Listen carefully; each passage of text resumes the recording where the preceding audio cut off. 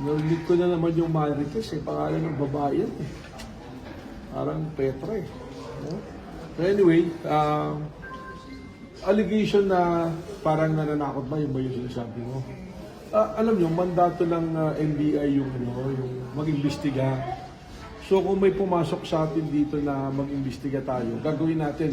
Ilang bagay yan eh, nasa mandate natin yan sa Republic Act 10867. By mutuo proprio, pwede yan, or upon a complaint, or upon direction from DOJ or Ombudsman, gagawin natin yan. Sa pagkakataong ito, may mga pumasok sa ating ebidensya at patuturing na rin nating reklamo sapagkat maraming nagsasabi na yung PISCO hindi na subject sa auditing and liquidation proceedings. Ang kumalala nyo, wala naman akong binanggit na pangalan kung ano yung sinasabi ko. Sinasabi ko lang yung PISCO, kailangan investigan. Kaya nagulat ako na nagkaroon ng reaksyon na gano'n. Sir, sundutin ko yung tanong ni Sir Jan. Senator Pia Cayetano called your actions possibly contemptible. Your reaction on that, sir? Hindi ko alam ba't saan manggagaling yung content tayo dahil wala naman tayong ginagawang pananakot. Pag tinignan natin ang mandato ng NBI, it is our mandate. Ibig sabihin ba nito kung tayo nahaharap sa isang proceedings, hindi na nahihinto na yung ating mandato? At unang-una, hindi naman tayo akusado dun sa proceedings na yon.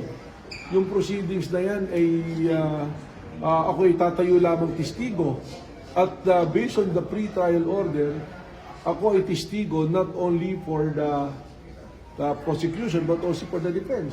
So hindi ko po alam saan nanggagaling yung sinabi na tayo ay nananakot or kung ano pa man. Pero sir, meron yung isa pa pong sinasabi, bakit hindi nyo na lang daw po investigahan quietly, ba't kailangan i-announce pa? Ano daw po ba ang intention? May nagtanong po eh.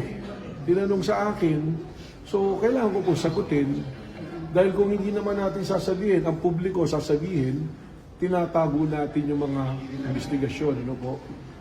So kailangan po natin ipaalam. Just like any other investigation na dapat at gustong malaman ng tao, may public interest, kailangan nating sabihin sa tao. Marami po tayong iniimbestigahan na reviewed with a huge public interest. Matagal na nga po ito yung katanungan. Katunayan, this is a subject of a Blue Ribbon investigation by Senator Dick Gordon, siya yung namumuno noon, na ito'y nahinto. Hindi nagkaroon ng Blue Ribbon Committee report.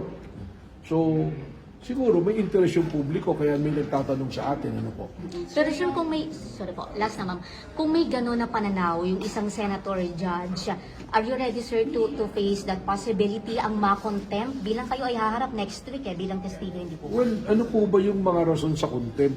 Dalawang bagay yan, direct saka indirect.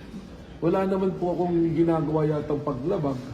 At again, ulitin ko, lubos po ang paggalang natin sa Senate Impeachment Court, including its members. Ano po.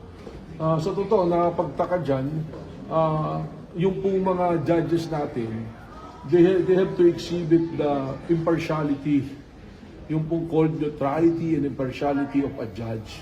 Dahil wala pa naman po, naglalabas pala ng ebidensya eh. Mas nakakatakot nga po parang sa aking testigo dahil parang may pagbabanta na nga ng contempt sa atin. Pero again, ulitin ko, tayo po ay kinuha based on the pre-trial order na testigo para sa prosecution at sa defense. Ano ibig sabihin mo nito?